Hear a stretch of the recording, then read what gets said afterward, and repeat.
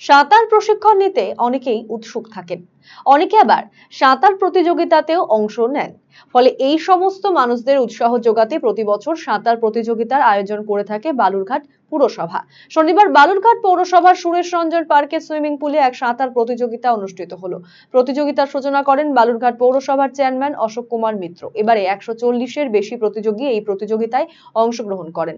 মোট 24টি বিভাগে প্রতিযোগিতা অনুষ্ঠিত হচ্ছে। এদিনের অনুষ্ঠানে বালুরঘাট পৌরসভার চেয়ারম্যান অশোক কুমার মিত্র ছাড়াও উপস্থিত ছিলেন বালুরঘাট পৌরসভার এমসিআইসি বিপুল কান্তি ঘোষ সহ পুরসভার বিভিন্ন কাউন্সিলর সহ অন্যান্য বিশিষ্টজন।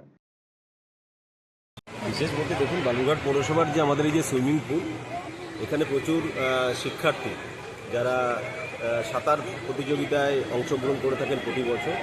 তো আমাদের বালুরঘাট পৌরসভার যে সুইমিং পুল রয়েছে সেখানকার শিক্ষার্থীদের নিয়ে প্রতি বছরই আমরা যে সাঁতার কম্পিটিশান, একটা সুইমিং কম্পিটিশান যেটা প্রতি বছরই হয়ে থাকে, সেটাকে আমরা এবছরেরটা অনুষ্ঠিত করছি।